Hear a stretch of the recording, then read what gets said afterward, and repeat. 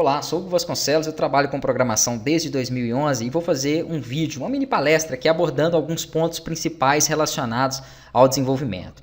Como eu trabalho com cursos, tem muitos alunos que me perguntam, que têm dúvidas frequentes, então eu vou dentro desse vídeo tentar tirar, sanar, explicar ao máximo como trabalhar com essas linguagens, como conseguir se desenvolver com o desenvolvimento. Eu vou falar de algumas linguagens que eu conheço, obviamente. Eu vou estar compartilhando a tela aqui com vocês. Vou colocar aqui já com algumas informações onde eu tenho o conhecimento dentro dessas linguagens. Eu já desenvolvi projetos. Em todas elas eu tenho cursos, tá? Então eu vou passar para vocês a minha experiência como desenvolvedor e como também instrutor.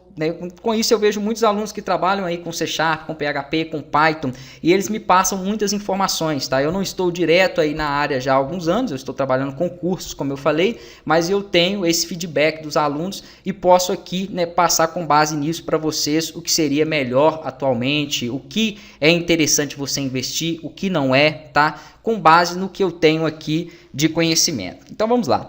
Primeiramente falando, eu tenho aqui desenvolvido, atualmente 90% da minha demanda é PHP. Tá? Já vou começar aqui falando do PHP, que é o que eu tenho de demanda. Mas é a linguagem que você prefere? Não.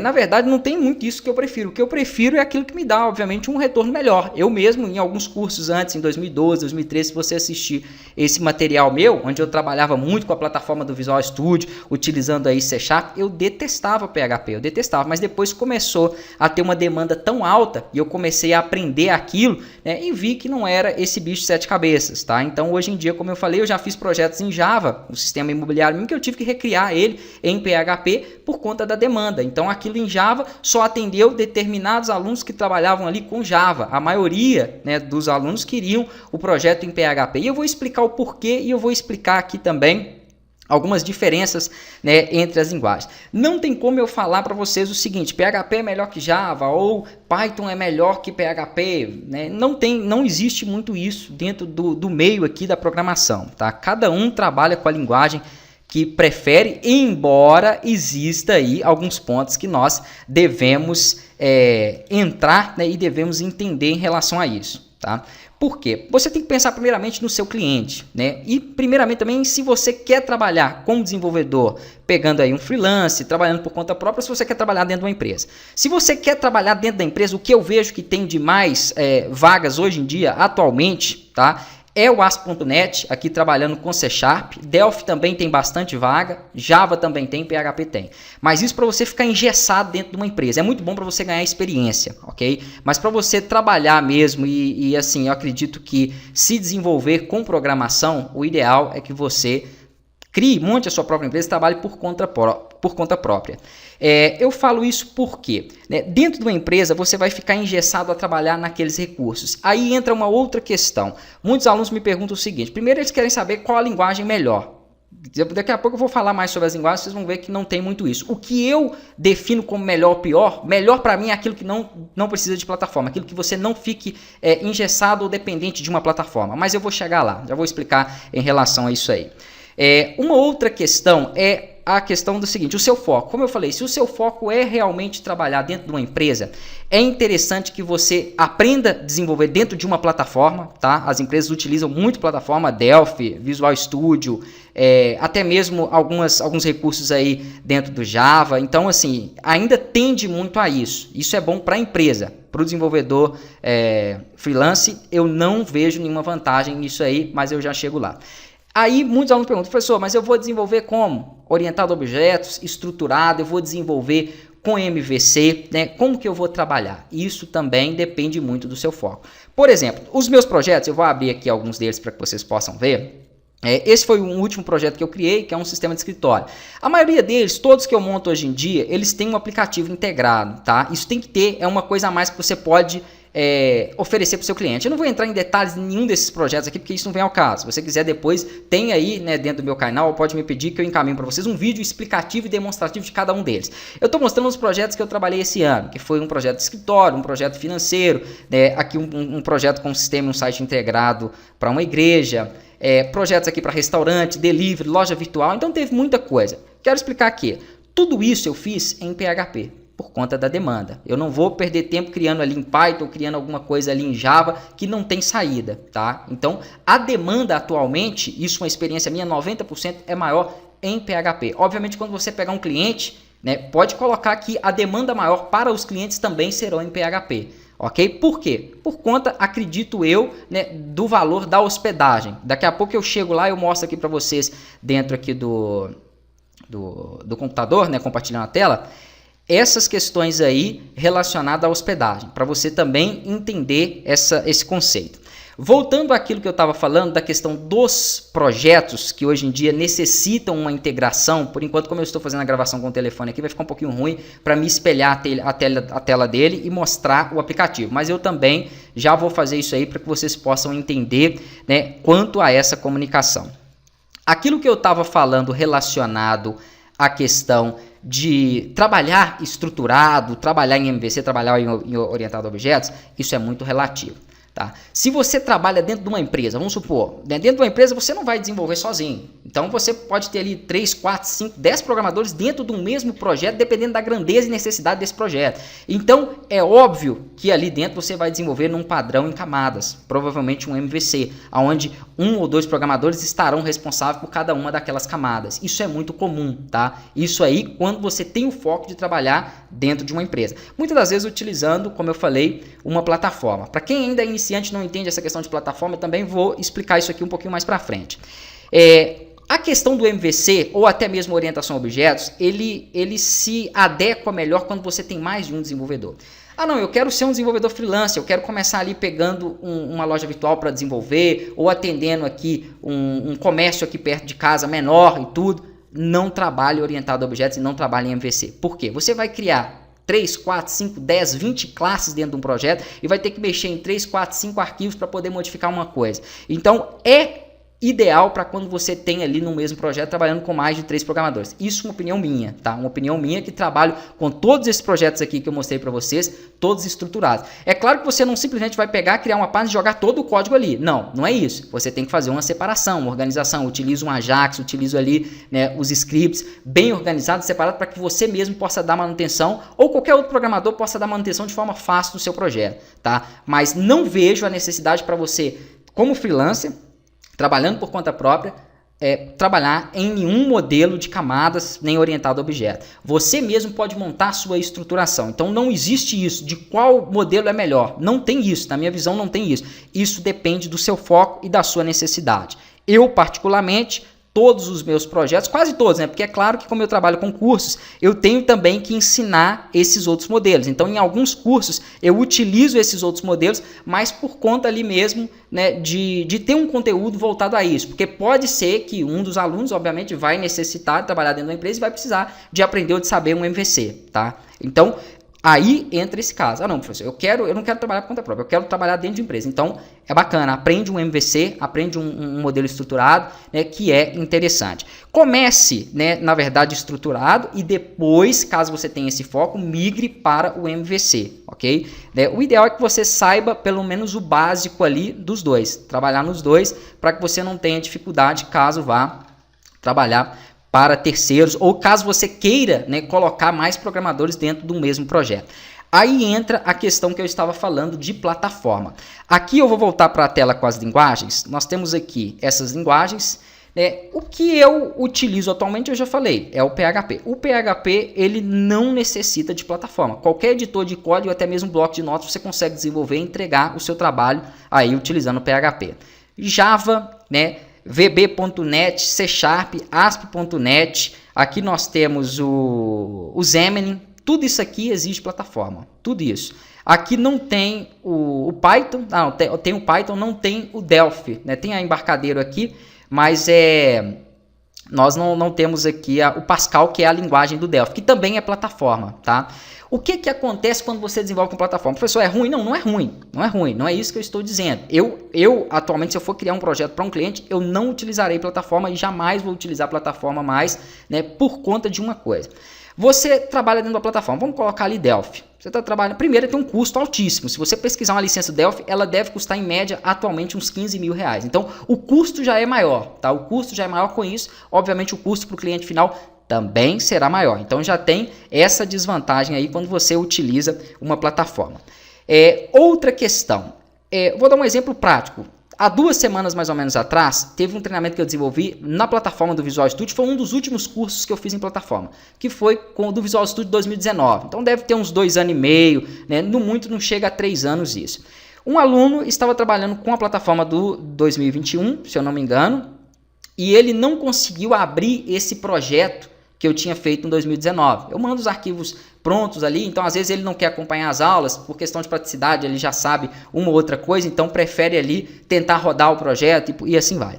O que aconteceu? Ele não conseguiu rodar, por quê? Porque numa atualização da plataforma, eles já não deram mais suporte para aquela versão do framework que estava sendo utilizado na onde eu trabalhei ali com aquele treinamento, né? Então existe desse tipo de coisa. Como que você vai chegar para um cliente e simplesmente falar para ele, olha, eu vou ter que recriar o seu projeto de zero ou eu não posso fazer essa implementação no seu projeto? Por quê? Porque a plataforma aqui que eu utilizo ou que nós estamos utilizando ou que eu tenho licença para poder trabalhar, já não trabalha mais com esse recurso. Isso 2, 3 anos depois. Então isso aí, hoje em dia, né, foge da realidade, foge realmente da realidade. Tá? Outras coisas que acontecem muito para quem trabalha com plataforma, só quem trabalha sabe disso. Às vezes do nada um componente para de funcionar ou uma atualização ali acontece e aquele recurso que você utilizava já não funciona mais como deveria funcionar, né? E aí você fica totalmente limitado à plataforma, porque tudo que você desenvolve dentro do Delphi, dentro do Visual Studio ou dentro de qualquer outra está limitado àqueles recursos. Então assim, é muito bom, tem uma grande vantagem na questão de tempo, porque você não precisa programar todos os componentes, você já tem uma coisa muito visual, muito prática ali para poder desenvolver. Então não estou falando que você não deve, mas deve tomar cuidado com isso, tá? Principalmente quando você trabalha com manutenção do sistema. Se você só fez o sistema uma vez, vendeu para o cliente e não trabalha com manutenção, daqui a pouco eu vou também falar disso, que é uma dúvida que os alunos têm muito. Ah, professor, eu crio o sistema, eu vendo o sistema ou eu trabalho com manutenção? Se eu vendo, quanto eu cobro, etc. Então eu vou chegar nessa parte aí. Mas se você tem o foco de trabalhar com manutenção, você pode ter certeza, se você optar por plataforma, você vai ter muita dor de cabeça. Então, eu particularmente não utilizo plataforma. É claro, professor, mas se você não faz mais curso aí, né, dentro do Visual Studio, dentro do Delphi, deve ter 3 anos que a minha demanda toda é PHP, então não faço por isso. Mas é claro que assim que eu entregar todos esses treinamentos, estiver tranquilo, com muito material em PHP, que é o que tem saída hoje em dia para mim, aí sim eu volto para a plataforma. Mas por quê? Porque ainda eu sei que tem aluno, tem empresa, tem demanda para isso aí. Mas para me utilizar para um projeto meu, eu não pego mais serviço, nem trabalho com desenvolvimento, mas nada disso, só com curso. Mas vamos supor, chega um cliente hoje, quer que eu desenvolva um sistema? Eu, particularmente, não utilizaria a plataforma, tá? Primeiramente, a plataforma também ela gera algumas desvantagens. Vai desenvolver web dentro do Delphi. Aí eles te dão lá o intraweb, tá? Esse intraweb você tem que comprar o conector, né, de conexão com a intraweb. Ele já não vai funcionar em qualquer tipo de servidor, ele vai ser uma coisa ali totalmente local. Então assim, eu vejo muita desvantagem dentro de plataforma. ASP.NET é show, é muito bom, trabalha dentro de uma plataforma. Aí vamos lá, se comparado, por exemplo, ao PHP, falando do desenvolvimento web, vai olhar o custo. Vamos olhar um custo aqui, ó, para poder fazer uma hospedagem básica dentro de um servidor, né, em ASP.NET. Ó, hospedagem. Daqui a pouco eu chego em Java, que ainda é um pouco mais comum também para fazer um comparativo, tá? Eu tive esse problema justamente por isso. Fiz um projeto, um sistema imobiliário em Java, vou abrir ele aqui até para poder mostrar para vocês, ó.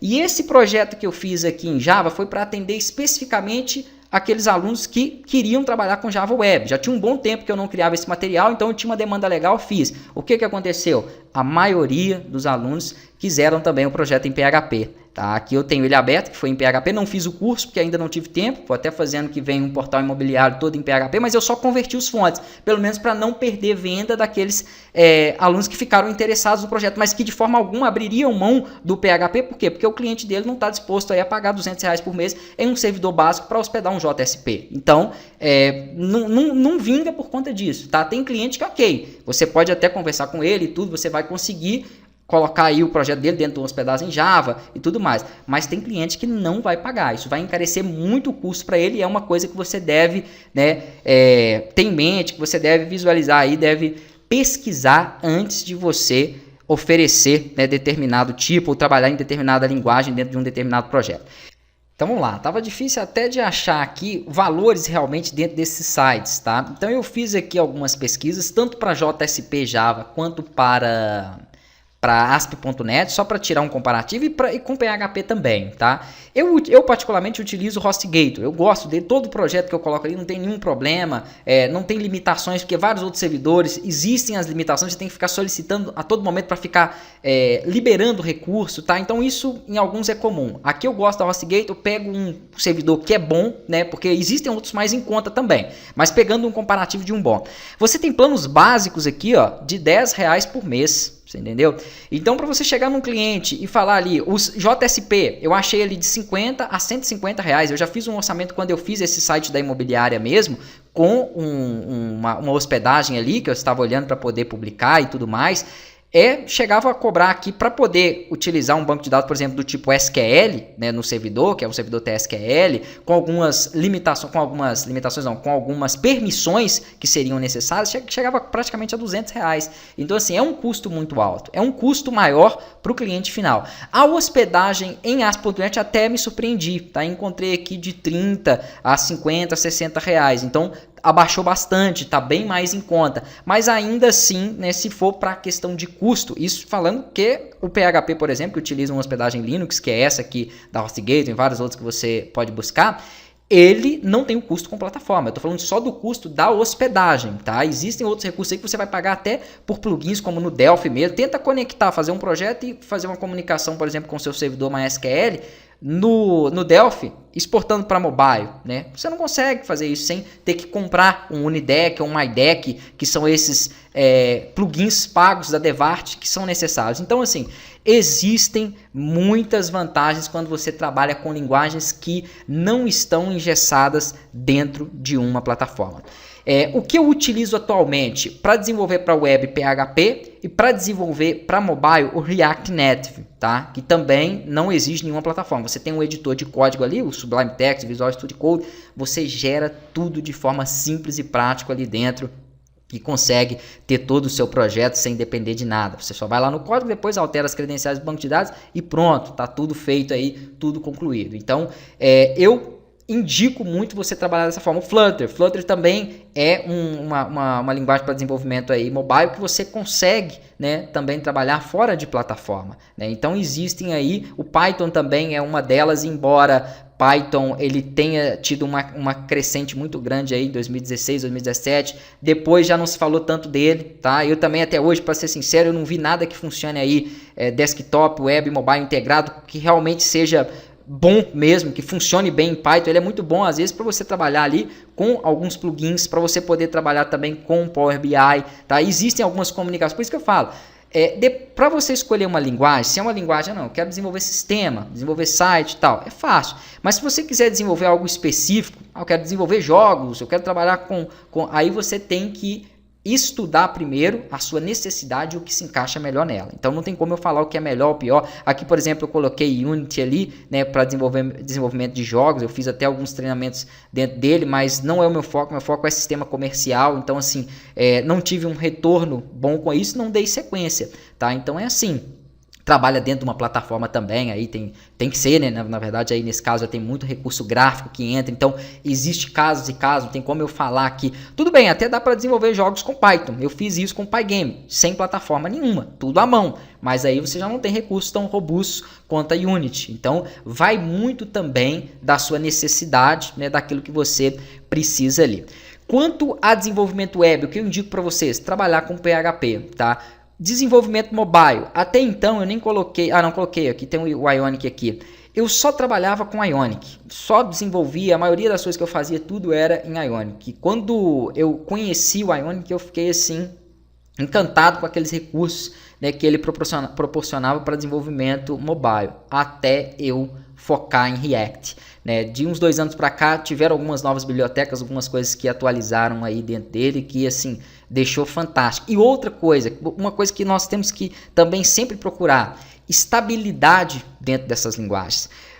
Uma coisa que é muito importante, o Ionic é muito bom, ok, mas o Ionic já está Pelo menos até onde eu vi, até onde me passaram aí, já estava na versão 12, né? O último treinamento que eu fiz foi ano passado, não tem nem um ano e pouco, era a versão 9. Então ele atualiza demais. Ah, mas você está reclamando de uma determinada linguagem atualizar? Não, eu não estou reclamando dela atualizar. Atualizar é bom, ok. O que não pode é ficar alterando determinados tipos de recurso, né, a todo momento que ela atualize. Atualizar, ok, mas mantenha a estabilidade. O principal é a linguagem ser estável, né? Você tem que ter aquela estabilidade nela, desde que ele fique atualizando e não perca aquela estabilidade. Porque se eu tentar rodar um projeto que eu fiz, por exemplo, vamos supor que você desenvolveu um aplicativo delivery super bem elaborado, e aí você utilizou lá o Ionic 5, estava na versão do Angular 5.6. Hoje em dia, se você for dar uma manutenção naquilo ali, vai ser uma dor de cabeça danada. Por quê? Porque se você for utilizar qualquer recurso ou biblioteca atual, muitas coisas já não vão funcionar mais, tá? Então a estabilidade dentro de uma linguagem ela é importantíssima. Por exemplo, eu consigo com 6 anos atrás, tem projeto que eu fiz aqui em PHP, que eu posso abrir ele aqui agora, na versão do PHP 8, desde que ele tenha sido feito na 5.6 acima, que ele vai rodar. Tá? A maioria dos recursos dele vão rodar, então isso é muito importante. Atualizar é bom, mas desde que mantenha a estabilidade ali, né? Que não fique a todo momento retirando um determinado recurso, mudando até mesmo na codificação, que é terrível, terrível mesmo para o desenvolvedor, né? Então tem muito disso, você tem que procurar isso. Eu já vi essa estabilidade maior no React. Quando eu comecei a trabalhar com o React Native, foi assim, larguei o Ionic, eu já não desenvolvo mais com o Ionic, né, enquanto eu tiver esses recursos ali do React Native. E pelo que eu vejo, ele não para de atualizar, tá? Não para de atualizar, não para de modificar, né, constantemente aquelas classes, aqueles recursos. Isso é ruim. React está atualizando? Está atualizando. React Native também atualiza sempre, mas já mantém uma estabilidade maior. Então, eu como desenvolvedor, eu vejo isso. É claro que eu tenho que ficar fazendo material de uma coisa, de outra, então eu vou ter uma base melhor do que é ideal, do que não é ideal, do que eu gosto de utilizar, do que não estou falando que você precisa passar por tudo isso aí para você ter essa base, tá? Mas assim, com base na minha experiência, Flutter, bacana, legal, mas eu já, por exemplo, detesto aquele tipo de estrutura que tem nele, trabalhando com classe, onde eu vou ter que mexer aqui no arquivo, gerar uma herança, né, para poder mexer em outra coisa, então aquilo para mim já não é interessante. Tem aluno que já vem do MVC, que já gosta de MVC, que se adapta bem a ele, tá? Outra coisa, já desenvolvi aplicativos em Flutter, em Ionic e em React, né? Eu achei o Flutter pesado. Aquilo que eu tive de desenvolvimento, o mesmo aplicativo que eu fiz em Ionic, que foi para delivery, eu fiz também em Flutter, né? E a diferença, na minha opinião, foi gritante. Entrou o React, eu ainda achei mais leve do que já era ótimo no Ionic, né? Então tem tudo isso. Leve que eu falo não é só o tamanho dele final, que também é uma coisa que um cliente vai ver, tá? Não adianta você fazer um aplicativo e ele ficar muito pesado, né? Hoje em dia tem muita gente que corre de aplicativos assim. Então eu estou falando mesmo durante a utilização dele, né? Durante a utilização eu vi melhorias aí que tiveram no Ionic e no React em relação ao Flutter, tá? Então não estou falando que você precisa passar por todos. Até indicaria qualquer uma dessas, porque não depende de plataforma. Agora um Android Studio, um Xamarin hoje em dia, de forma alguma, ambos aí desenvolvem para mobile. Delphi, né, como eu falei, você vai desenvolver para mobile com Delphi, uma maravilha, você coloca o componente aqui, coloca outro ali, tem tudo prontinho lá de forma fácil ali para poder desenvolver, mas vai olhar quanto que é a licença do Delphi, vai olhar quanto é a licença do Unideck ou do MyDeck para você somente poder conectar o seu aplicativo ao seu sistema, né, colocar integrado no mesmo banco de dados. Então, isso tudo tem que ser analisado antes de você desenvolver, né? Antes de você tomar uma decisão, tá? Então eu espero que vocês tenham entendido. Basicamente é isso. Aqui eu tenho, vou mostrar para vocês um pouquinho. Deixa eu ver aqui se eu consigo abrir o telefone. Um pouquinho sobre a questão de integração, tá? A questão de integração é a seguinte. Eu vou parar aqui. Pronto, parei ali a gravação do telefone por enquanto. Eu vou abrir aqui o aplicativo do escritório, para poder mostrar para vocês como que funciona a integração, tá? Isso aqui foi desenvolvido em React Native. Percebam que o carregamento, embora tenha muitos dados aqui, todos esses dados venham do banco de dados, além de outras coisas que estão relacionadas à notificação, o carregamento é bom, é rápido aqui, né? Ele tem uma velocidade de execução muito boa. Aqui eu até coloquei para ele poder armazenar, tá? Porque ele passa por um login, mas quando é aplicativo, nós não temos a necessidade dele ficar cobrando o login, como aqui, por exemplo, no sistema web. Se você vai acessar o sistema web, obviamente, aquela página tem que ser restrita. Então, quando você acessa, tem um login para você entrar. O aplicativo, eu coloco para ele já armazenar aquele último login. Ele só vai solicitar de novo se ele fizer, obviamente, um logout. Então, aqui, nós temos os recursos dentro do aplicativo, né, que vai se integrar e vai comunicar com o sistema web. Quando você vai escolher uma linguagem, você também tem que analisar uma outra questão. Hoje em dia eu estou falando disso porque isso aqui é indispensável. Eu acredito que todo sistema que você quiser, mesmo que o seu cliente não peça, se você oferecer para ele um aplicativo que não precisa ter todos os recursos do sistema, tá? Por exemplo, esse aqui não tem, ele tem os principais recursos que eu tenho aqui dentro, mas no sistema web eu tenho muitas outras coisas que não foram aplicadas dentro do aplicativo. Então, se você oferece para ele um algo a mais, já é uma chance de você conseguir, né, ganhar aquele projeto. Tá? Então, o aplicativo ele entra como um extra, vamos dizer assim, dentro de um sistema. Em alguns ele é totalmente indispensável, mas em outros, até nesse aqui, por exemplo, ele entraria como um extra. Vou mostrar um exemplo aqui para vocês do seguinte. Vamos supor que eu insira aqui uma tarefa ou algo desse tipo, né, dentro do meu sistema e queira notificar, né, em tempo real no meu aplicativo aquela tarefa que foi feita. Esse tipo de coisa eu monto aí e faço dentro dos projetos, tá? Onde eu quero chegar com isso? Deixa eu espelhar ela aqui ao lado para vocês conseguirem ver. Então, na hora que eu executo essa tarefa, ele vai receber aqui no aplicativo uma notificação me informando, tá vendo? Ó, tarefa agendada e por aí vai. Chega aquela informação e tudo mais. Isso são feitos com as APIs. Então, quando você vai desenvolver um projeto, você tem que analisar até isso. O que é mais fácil eu comunicar, né, quando eu crio um sistema web e depois quero integrar a um aplicativo? Aqui, o PHP ele é de facílima integração. Você consegue pegar o Flutter e integrar com as APIs de forma muito simples. O Ionic, o React, né? Mas eu já não teria essa facilidade se o meu projeto, por exemplo, fosse em ASP.NET ou se ele fosse em JSP, né, com Java. Então, até a questão de integração nas APIs você precisa ver, tá? E eu não falo só para mobile. Se você criou, por exemplo, um projeto semelhante a esse aqui, que é uma loja virtual, em algum momento você vai precisar de integrar um correio aí nela, você vai precisar de integrar meios de pagamento. E aí, será que eu tenho essa facilidade para fazer isso com JSP, né? Será que eu tenho com ASP.NET? Será que eu tenho em Python? Então, tudo é levado em consideração quando você inicia uma linguagem ou quer iniciar um projeto e quer saber como começar ou o que utilizar ali dentro dele. Então eu espero que tenha ficado claro. Qualquer dúvida aí pode me mandar também, estando dentro do meu conhecimento, eu auxilio aí vocês para que vocês consigam entender, né, consigam aí atender os seus clientes da melhor forma possível e consigam seguir nessa área de programação com aquilo que eu particularmente tenho visto que são as melhores opções. Para me poder concluir aqui, já vim esquecendo, eu tinha dito que ia falar para vocês da questão de valores, né? Claro que é muito difícil eu determinar aqui um valor que você deva trabalhar, né, com esses sistemas ou com manutenção. Vou falar aqui, vou explicar um pouquinho dos dois, porque cada um conhece aquilo que desenvolveu, sabe do seu trabalho e obviamente vai agregar valor àquilo. Mas seguindo uma lógica, né, desses sistemas comerciais, que é o foco onde eu trabalho, tá? A comercialização média desse tipo de sistema varia de R$ 1.800 a R$ 2.500. Isso, óbvio, vai depender muito daquilo que você precisa de implementar para o seu cliente, porque se você pegar, por exemplo, um projeto igual esse do escritório, é claro, assim, 90% das vezes ele não vai, né, atender 100% do cliente desse jeito que ele está. Okay?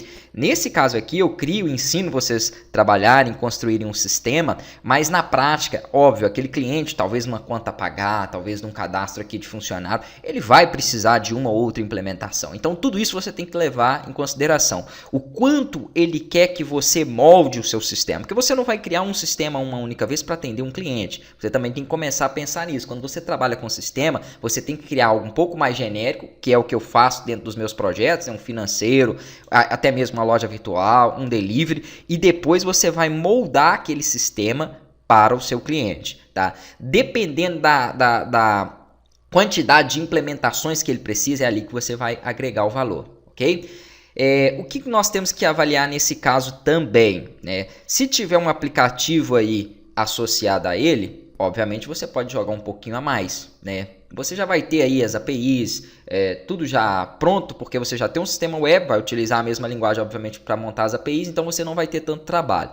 Mas pode agregar um pouquinho a mais ali em relação a isso. Mas, basicamente, o valor ele vai ser determinado de acordo com a necessidade ali de implementações do cliente. Outra coisa, eu não quero vender o sistema para ele, eu quero trabalhar com manutenção. Aí é o que eu acho melhor, tá? Melhor, principalmente no início. Você pode pegar um plano de hospedagem médio, né, que aceita aqui vários domínios no mesmo plano, e assim você consegue atender vários clientes ali dentro. Tá? Então você vai ter aí vários bancos de dados, é mais ou menos o que eu faço. Todos esses projetos aqui estão hospedados no mesmo domínio que eu tenho, no mesmo plano. Só que em vez de ficar pagando dos domínios, eu só crio subdomínios para que vocês possam acessar aqui o projeto e a partir disso conseguir testar, né, os meus sistemas. É basicamente isso. A lógica seria essa mesmo, você vai pagar uma única hospedagem, mas a única coisa que você vai jogar aqui para o cliente seria o domínio dele, tá? Que é coisa barata aí, R$40 por ano é o que ele vai pagar no domínio. E é a melhor forma, por quê? Porque como você vai hospedar no seu próprio plano, você vai ter todo o controle, né, do que o cliente tem. Tá? Então você não distribui os fontes para ele. Significa que, como você vai trabalhar com mensalidade, se ele está ali em débito, obviamente você pode inativar o sistema. Então você tem um controle melhor sem ter que fazer como tinha antes nos sistemas desktop, onde você tinha que criar um crack e por aí vai. Né? Tinha que criar ali uma condição de ativação. Né? Mas e aí, se eu trabalhar com manutenção? Quanto que eu cobro por mês? O servidor vai ser seu? Vai ser do cliente? Né? Esse servidor básico aqui, nesses planos médios, vão atender ele? Porque dependendo se ele tiver um fluxo muito alto, você já vai precisar de uma hospedagem um pouco melhor, uma hospedagem turbo, tá? Então, assim, tudo isso você deve analisar. Aí, basicamente, você joga o valor da hospedagem, né, naquela mensalidade. Mas lembrando de uma coisa, uma única hospedagem você pode atender inúmeros clientes. Tá? Então, tem uma vantagem muito grande nisso. Para um sistema de porte médio, como esses aqui do financeiro, do escritório, né, que são sistemas comerciais, você pode trabalhar aí com uma faixa de R$150 a R$200 mensais tranquilamente, tá? Tranquilamente é essa faixa aí. Mas assim, o que eu já recebi também de feedback dos alunos, porque como eu já falei para vocês no começo aqui do vídeo, eu não trabalho mais assim, só trabalho com cursos. Isso varia, tá? Varia de local para local. Então tem alguns locais aqui mesmo no Brasil que é um pouco mais caro, outros são um pouco mais baixos. Então estou fazendo aqui uma média com aquilo que eu tenho de conhecimento aqui, com aquilo que me passam, porque se eu for pegar aí há 5, 6 anos atrás, quando eu desenvolvia, né, eram outros valores, eram outra realidade, vamos se dizer assim. Então é basicamente isso que eu tinha aqui para passar para vocês, tá? Aqui eu até esqueci de uma linguagem, né? Depois eu estava analisando essa foto, eu esqueci da linguagem que eu comecei a desenvolver. Eu comecei a desenvolver com ActionScript, né, que era uma linguagem do Flash para fazer animações, jogos. Os meus primeiros treinamentos foram justamente no Flash, onde eu aprendi a programar e me apaixonei com a programação. Aí depois até fui voltar a trabalhar com ela em 2017 dentro do Animate, onde eu fiz uns cursos porque o Flash acabou, né? Então eu fiz o Animate e voltei a utilizar ali o ActionScript, mas é algo bem interessante para quem quer fazer isso, né? Animações, alguns jogos 2D também, ele atende bem. E daí fui passando para as outras linguagens, mas foi a linguagem onde eu conheci, né, a programação. Uma linguagem até um pouco aí diferente, acabou que eu não coloquei ela aqui na listagem. Mas é isso, qualquer dúvida podem me perguntar, tá? Qualquer sugestão. Eu recebo muita sugestão dos alunos também para desenvolver sistemas, né? Claro que se for uma coisa muito específica não, tá? Esses sistemas mais genéricos eu vou colocando aqui em uma lista e vou desenvolvendo. Dentre esses sistemas que eu já tenho também, se você tiver algumas ideias, eu gosto de anotar e crio módulos implementando esses recursos aí depois para deixar assim os sistemas cada vez mais completo. Um abraço, né? E até os próximos vídeos.